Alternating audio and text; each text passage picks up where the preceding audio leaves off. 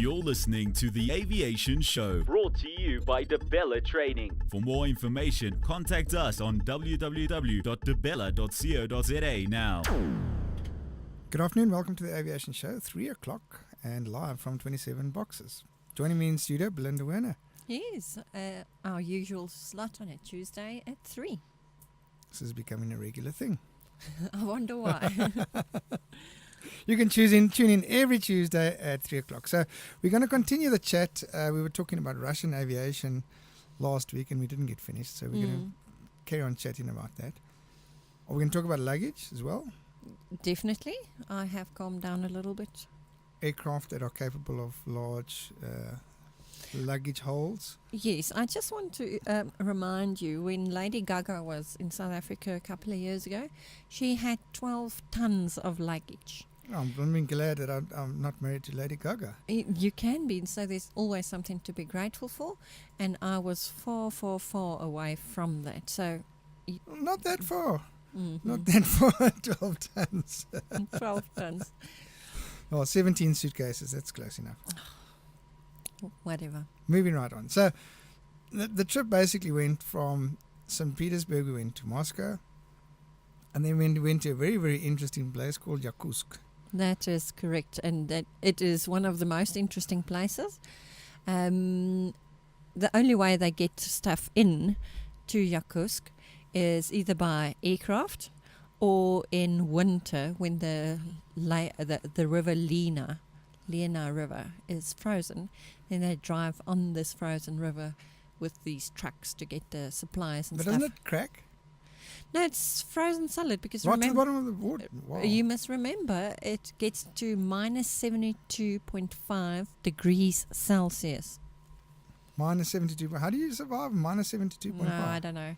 And when they asked us about our temperatures and we said we get to plus 35 and stuff like that, then they say no, they won't be able to cope with plus temperatures like that. Well, most women that I know, like below 6, they're very grumpy. They not happy. Mm-hmm.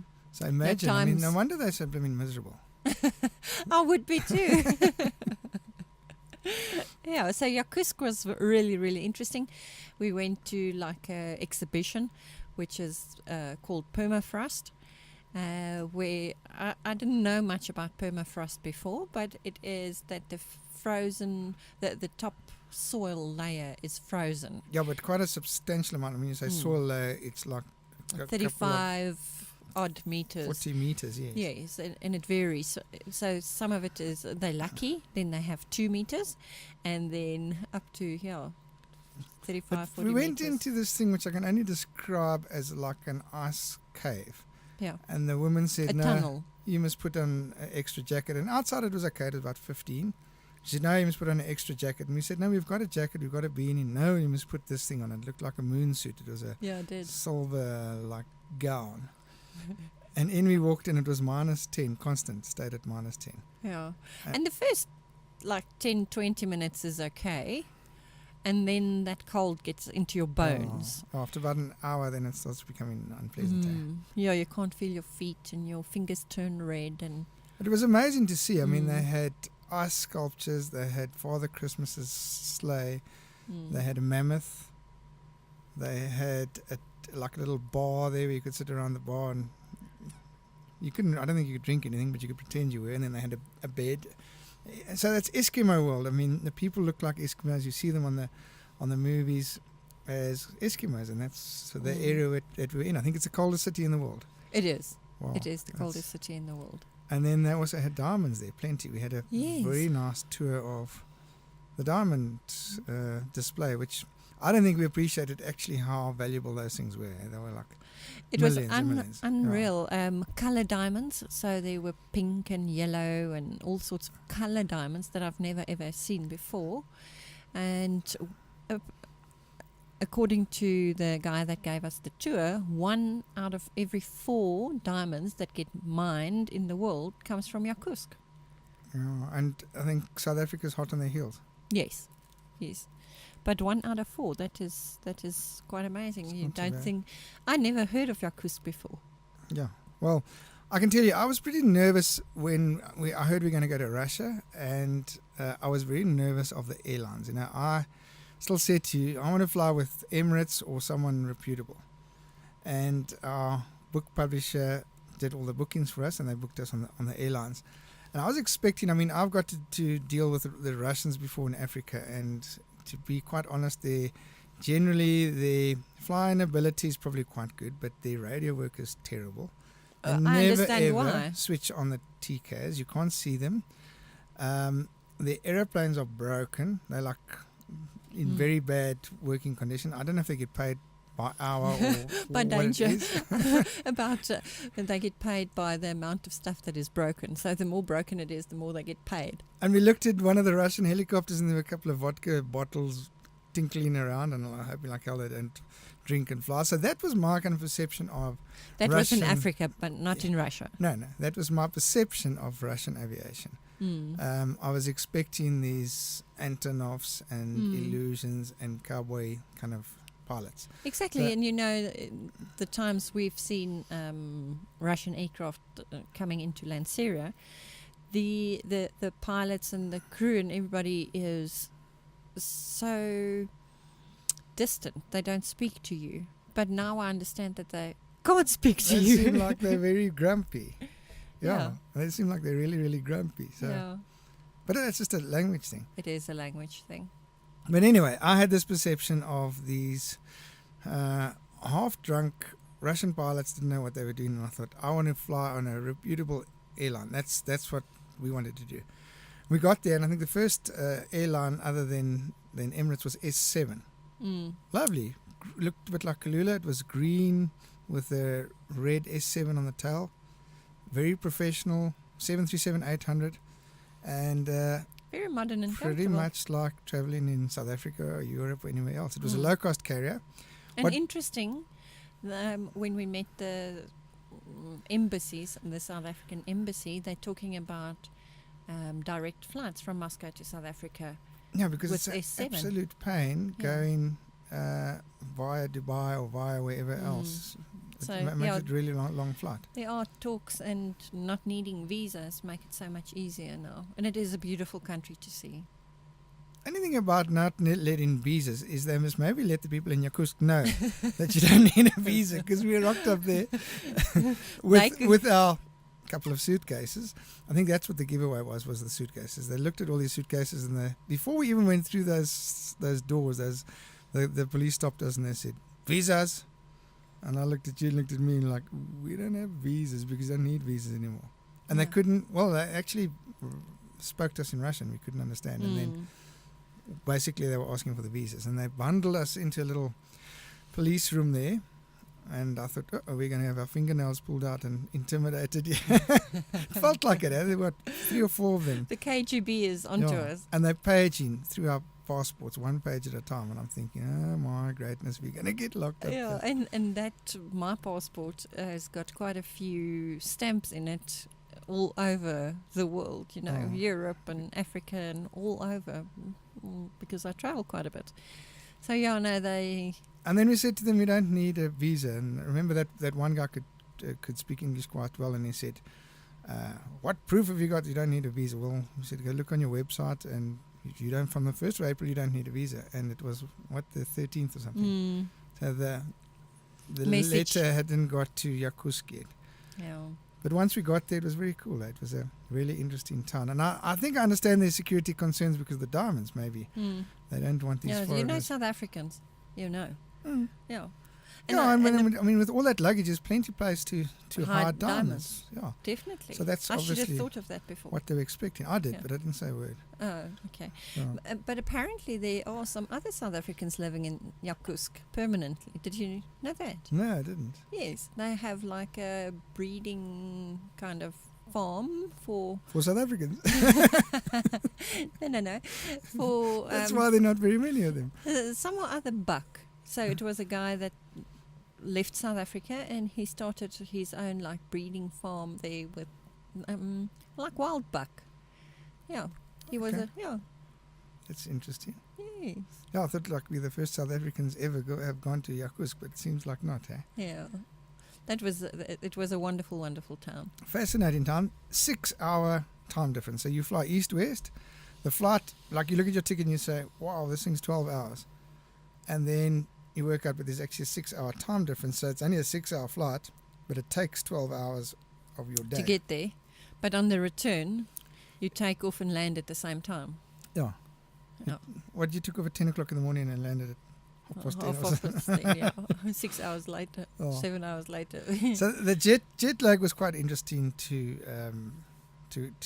experience. I've done it quite a bit, but I was very aware of it. I don't know why, because I think it was so east-west that I kept my one watch on South African time, and then you look at it and you think, wow, that's actually what your body's Used to. Used to, yeah. Yeah, and that I only felt the jet lag for the first time on this trip. I think maybe because we're getting a bit older or whatever, but it was a great safety concern.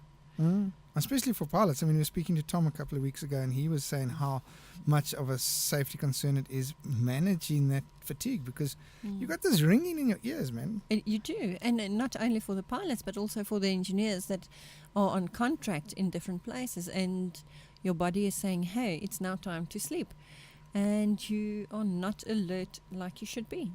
But that's the vastness of the country. I mean, you can fly, I think it's for 8 or 10 hours, east-west, and you're still in Russia. Yeah. Anyway, we'll be back after this. Get all of today's aviation news on one site. Visit pilotspost.com. Updated twice a week, Pilots Post is a convenient way for aviation professionals and enthusiasts to remain updated with the latest aviation technologies, products, events, and news. Aviation safety, technical information, events reports, aircraft reviews, and aviation personalities are some of our most popular articles. Now in its 5th year with more than 100,000 hits per month and almost 15,000 dedicated readers, Pilots Post is available free on the web. No registration is required. To read Pilots Post, simply go to www.pilotspost.com. Have you ever thought about the power of social media? Social media has the power to make your business grow. Grow! Yeah. Why don't you let us manage your social media? Because our business is to see your business grow. Visit us at www.bstownmedia.co.za. And welcome back to the Aviation Show, live from 27 Boxes in Melbourne with Belinda Werner. And we're talking about the Russian tour, which was absolutely fascinating. We left off in Yakutsk. That's how you pronounce it, eh? Yakutsk. Yakutsk, yeah. And, interesting, very interesting town. Very, very interesting, and it is believed to be the only town on Earth to have all the periodic table elements in one town. Sure. So it doesn't matter what it is, they have it. And there's a very cute old folks' tale that like a wizard came that was distributing all the elements all over the world, and it was so cold flying over Yakutsk that he crashed, and that is why they have all the elements of the periodic table there. Dropped the whole lot. Yeah. Now, look, even when we were there, it was pretty freezing, eh? Yeah, it was cold. But such a fascinating town. A place that I would never have chosen to go to, but we ended up there as fate would have it. Yeah, and I think if we really knew about it and knew what it was like, it would probably be on our bucket list. We had a very special dinner, which was pretty traditional and pretty interesting, but we didn't plan to have that dinner, and it was really, really cool. They just went out of their way. They were so hospitable. They gave us one dish after the next, and they just kept on bringing more and more and more and more. Yeah, and we had some interesting dishes. Some interesting dishes. I think the most interesting one was probably the frozen raw fish. Yes, not quite sushi, horrible with that. I like sushi, but this not was like raw. no. This was like taking a fish fillet out of your freezer at home, cutting it into little squares, and eating that. Crunch, horrible. Crunch, No, yeah. So that was very interesting. But understandably, they live with those minus temperatures all the time. So their food had to be adapted to cope with that. Yeah, and you could keep it in that permafrost. They were saying you could keep it in there like a fridge. It's a Yeah. freezer, no problem at all. Yeah. And then they also eat horse, which I don't totally agree with. The horse is like the everything. They got Yeah. statues and everything Horse of tails horse this, horse that, and then they eat them. Yeah. I don't eat my It friends. It is just different. It's a different mindset. We're just not used to it. Mm. Yeah. So then we jet setted back to Moscow, Yes. and then from there we went to, where was it? Nizhny Novgorod. Okay. Yeah. Yeah, Nizhny Novgorod. Say that after 2 vodkas. After one, it is. Once you've been there, you can. Yeah, it's a lot Remember it. easier to say the town's Yeah. name. But it used to be called Corky until 1990, and it was after a very famous person that actually started the kind of expo thing. So they had a huge big technology expo, which was the first one in the world in the 1850s or something. They had their first technology expo. But that whole town was a military town until pretty lately as well. Yes. And they were very kind of parrot about everything, and they're very, very patriotic. They had these flames going, a monument with a flame, and you had to be very kind of careful and respectful about around that because they were very touchy. And then they had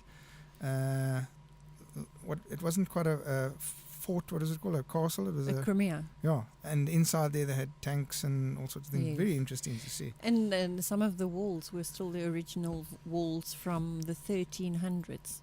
But very interesting. We learned a bit about communism. Like, we've been indoctrinated. Communism is really terrible and everything else. But how it actually worked, when we spoke to a couple of people, is the state pays for everything. So the government owns everything. They pay for your school, they pay for your transport, they pay for everything. And then on the list, depending on what you are as a career, you get a certain amount of kind of pocket money. A salary scale, yes. Yeah.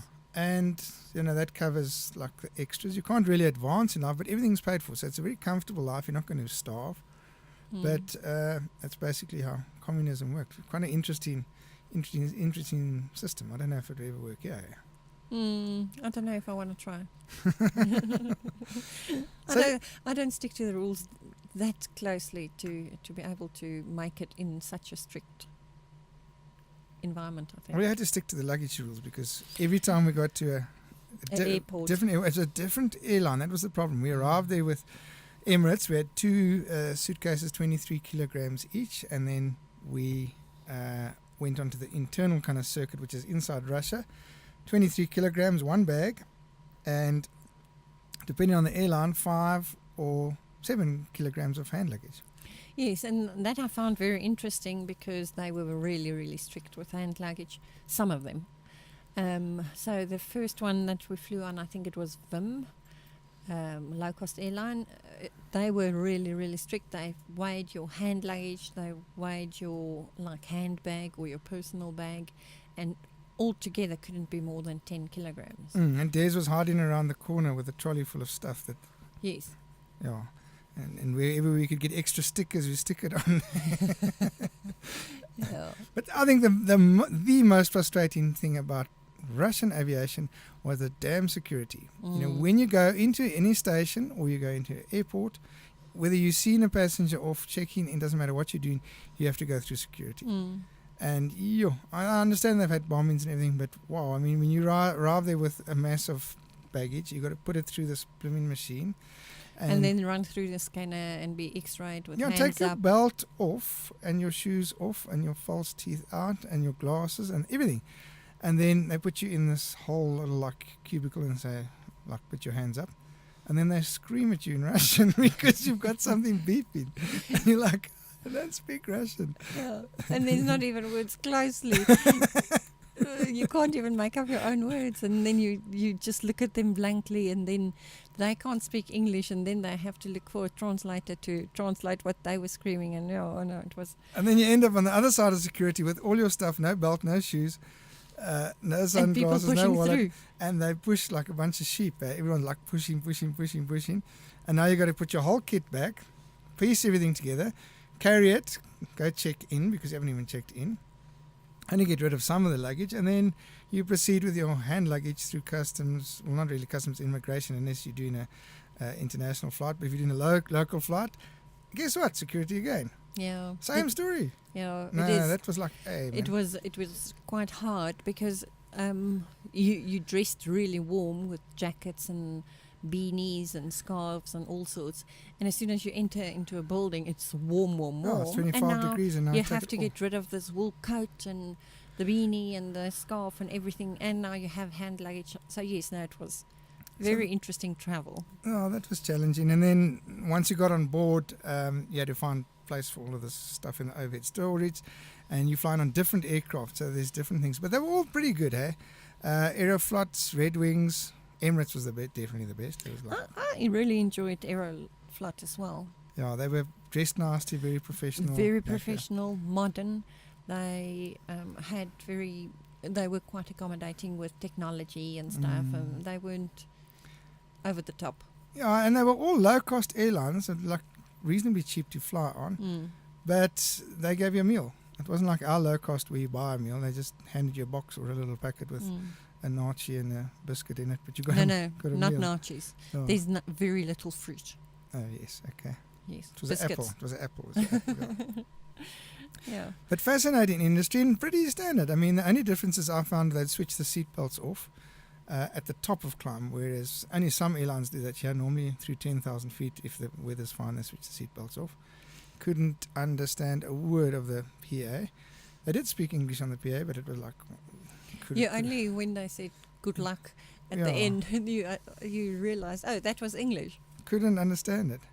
But you know, the Russians are famous for manufacturing aircraft, like the Su-27 and the MiG-29, both fighter aircraft. Huge capabilities. I know that I think the South African Air Force came across them. But like the MiG-29 the first flight was in 1977, the 6th of October, and it was introduced in 1982. So it's been going for quite a while, and it's still in service from 1981, really, until present. It's still in service. Cost is 11 million for the MiG-29 up to 1999, and the latest estimate is 22 million in 2013, which is very interesting. And that's US dollars. That's a lot of money. US dollars, yeah. Yeah. Oh, well, they can Cause it. really do special things. Yeah. And like the Su-27, 30 million. And there were 809 of these things built. I wonder how many are still around. I think they use them extensively. You know, they've got Russian Air Force, they've got Ukraine, they've got a whole list of operators which still uses them. So that's very interesting. Cool. We're going to go to a quick story. We'll be back. DeBella Training and Management provides South African civil aviation approved training to aircraft maintenance engineers.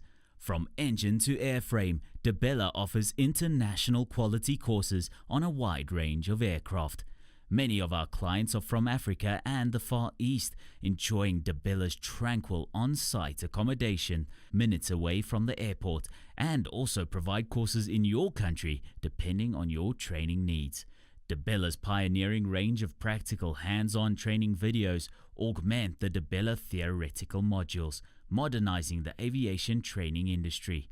Visit www.debella.co.za now. DeBella, you name it, we train it. Real aviation stories with DeBella. Submit your real life story to www.debella.co.za. And you could be featured on the Aviation Show live on brandlive.co.za or in our upcoming book. And welcome back to the Aviation Show, coming to you live from 27 boxes in Melville. So, you know, last week the story we spoke about the guy that was actually smoking. We spoke about him in the show, and he was smoking one of those vape electric cigarettes. Huge trouble, big trouble. And had we been airborne, I think he would have had even more trouble. So you just, you know, when you fly internationally like that, you actually realize how careful you've got to be, because they will just offload you wherever.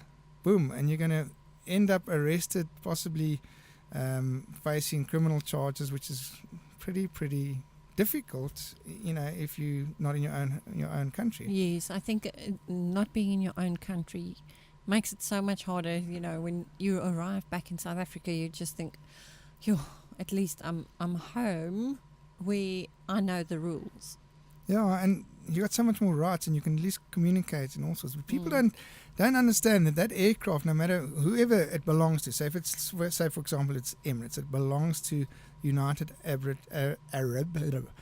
That happens when you drink vodka. United Arab Emirates is who the aircraft belongs to. If that is in South Africa and you parked at an air bridge, and someone comes on board and starts breaking the rules, they're actually on board of. They fall under Emirates law. Which is very interesting. People think they can do what they want because the aircraft's in South Africa or in Russia or wherever it is, but you actually fall under their law. So, just quickly, when I was flying for an airline once, we had 2 passengers that decided that it would be a good idea to have a little bit of a kerfuffle in the toilet. How to join the Mile High Club. That's what our book's about. Not that one. And the host came rushing forward and said to us, "Listen, there's somebody in the toilet, and I think that they kind of want to do the deed. And what must I do?" And I said, "No, man, don't worry about it." But anyway, she was quite kind of perturbed about the whole situation, and she opened the door and then kind of bust them in halfway through. So the man wasn't happy about this whole story, and he comes running down the aisle. Now she's running down the aisle to tell me in the cockpit there's a problem. This is what happened, and he's hot on her heels. And the next thing, the cockpit door bursts open, and this guy sticks his finger in my face and says, "Da, da, da, da," and gives me a blast. And that's not the brightest thing to do on board an aeroplane. Whether you're right or wrong, he's wrong anyway, but I mean, whether you're right or wrong, that's not what you should do. So I immediately said to him, "Sir, sit down, otherwise we're going to have you arrested." And he calmed down immediately, sat in his seat, and then obviously he'd been thinking about this thing, and he decided no, and then he carried on with his trouble. Then he started threatening crew, "I'll kill you, I'll do this, I'll do everything else." That's and not those good. are the things that you don't want to say on board an aeroplane. No. So to cut a long story short, we landed in Johannesburg. I had the police waiting, and he got arrested. And the aviation law is pretty strict, Yeah. depending what country, and you can really get locked up for a long time, especially if you're an unruly passenger, you're endangering the safety of the other people. Not a clever thing to do. So remember that when you travel internationally, don't be clever. Don't drink before you go on the airplane because they can boot you off, and don't get too intoxicated while you're on board, and don't be smart. Yeah. The other thing that I just quickly want to mention before we go is you said that you now on board the aircraft, you now in that airspace. So as soon as you leave the aircraft, you can't go back on the aircraft. And that happened to us, where I thought you had one of the pieces of hand luggage and you thought I had it. And they won't let you on board again. You're not allowed to go back on board. So make sure you have all your personal belongings and make sure what you've got and what your husband has. So make sure that you have all your stuff before you go. So that concludes Russia. We've got a fascinating interview with a South African astronaut that studied in Russia. She'll be coming up on the show one of these days, so keep an eye open for that. But from us too, till next Tuesday, 3 o'clock. Bye-bye. Goodbye. You have been listening to The Aviation Show on brandlive.co.za, proudly brought to you by Debella Training. Visit www.debella.co.za now.